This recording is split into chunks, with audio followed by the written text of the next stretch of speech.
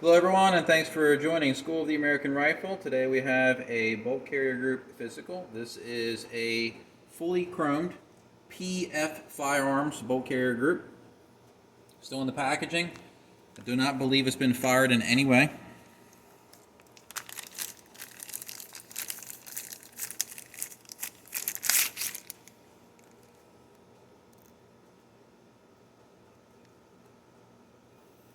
Looks like the unit was chromed with the carrier key screws intact after it was staked.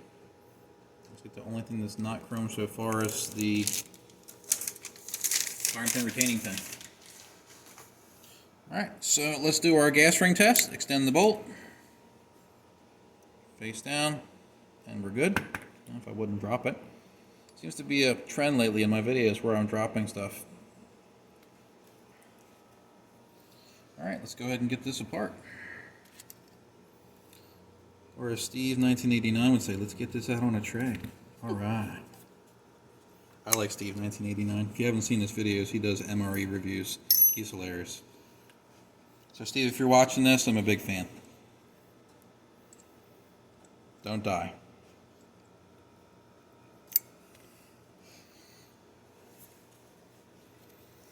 Alright, let's get this extractor out.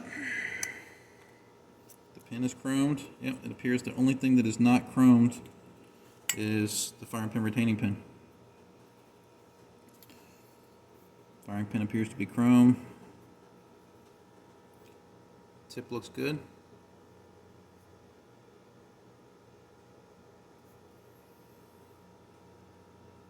It looks to be an M16 profile. The flange here looks a little thinner than normal though. Let's see if that affects firing pin protrusion since we're talking about it right now. So, bolt face looks good. The finish on the bolt looks very good, very clean. The carrier itself though is not as smooth. We can see some machining marks that weren't removed before it was chromed. This does not affect function at all. This is a cosmetic thing.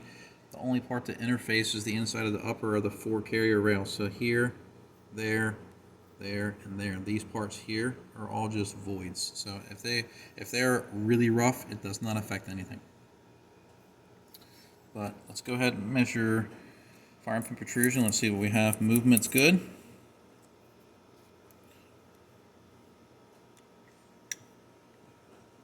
Let's zero it out. Protrusion is at 0.32, which is just about perfect. Very good. Let's check for magnetism.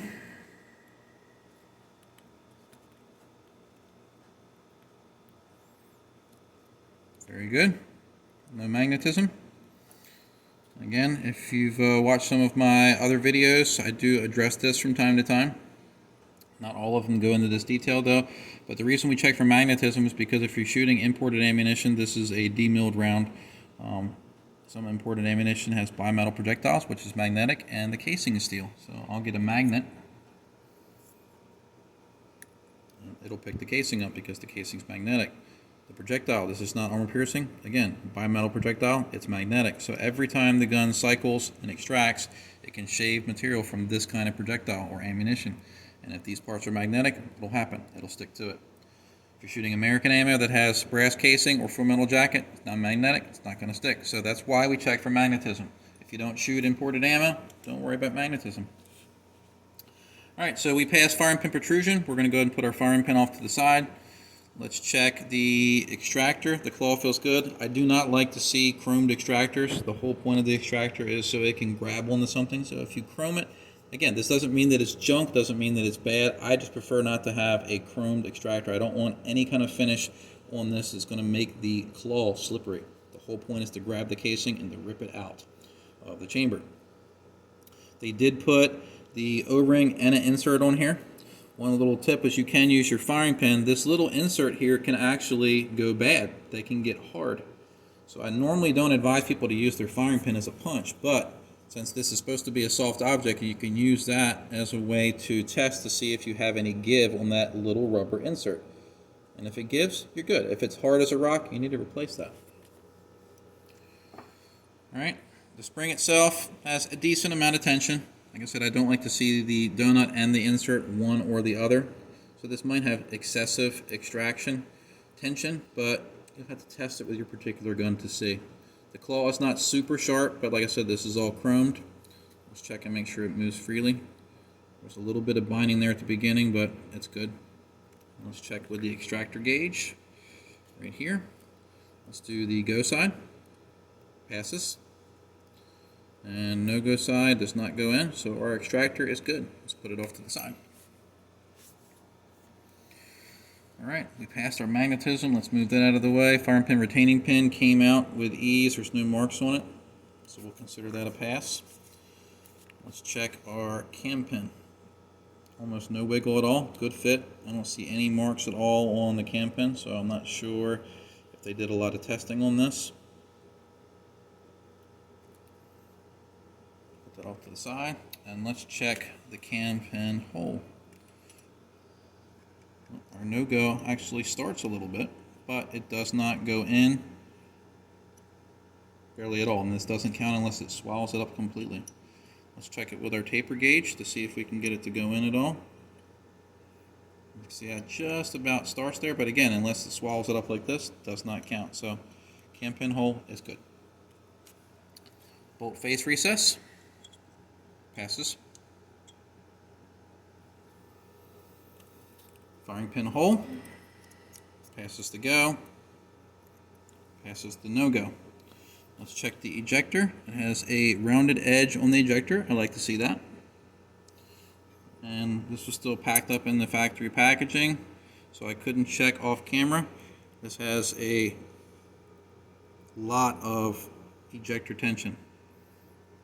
Pretty smooth too. So that's going to pass my off-camera test.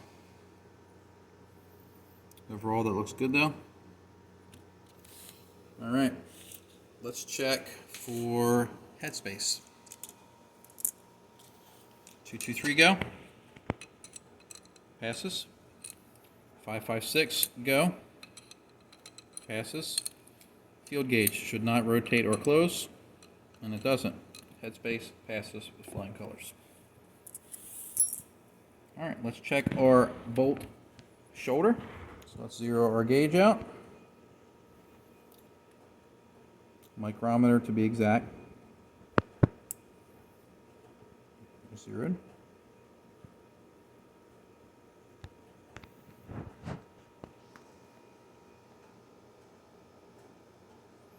.5281. Very good.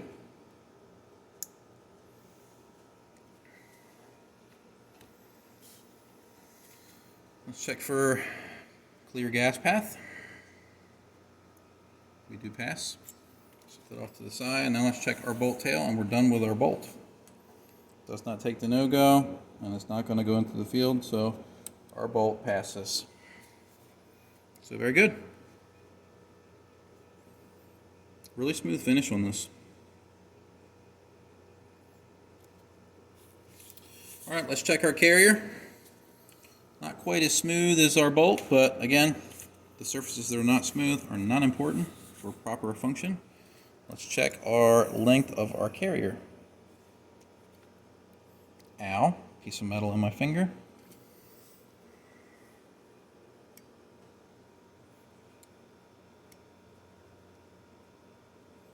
.668. Very good.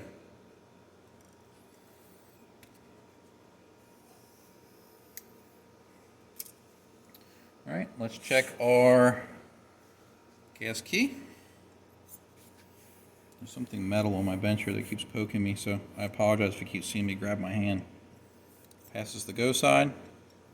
No go side does not go in. Gas key passes. Let's check for proper gas key alignment.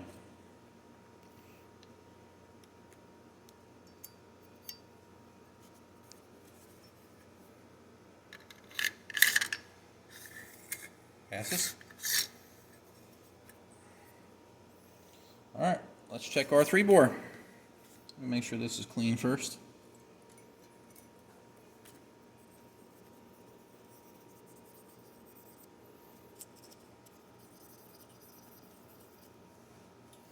All right, bolt shoulder support.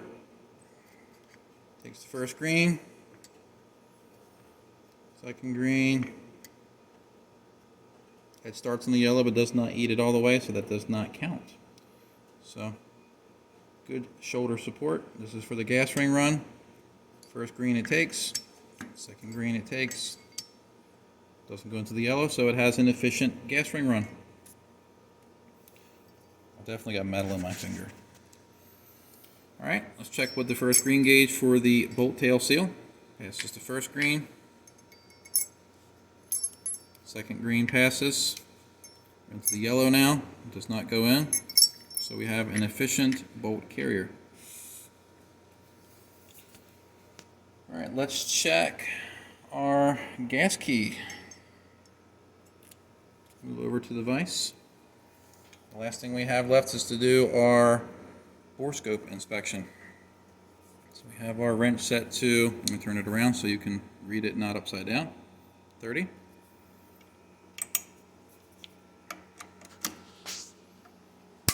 Pass. Pass.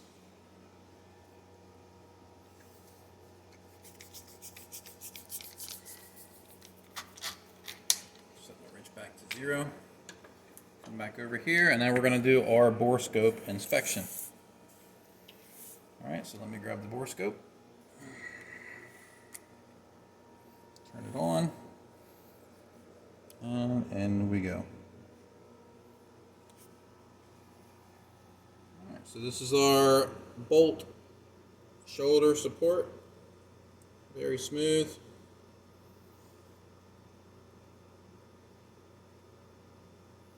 Try to find our gas ring run. There we go. Very smooth.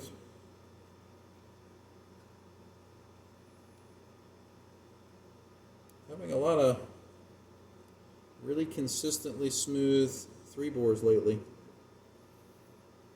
I just said in the previous video that you shouldn't expect to have a super smooth finish, and it's making a liar out of me.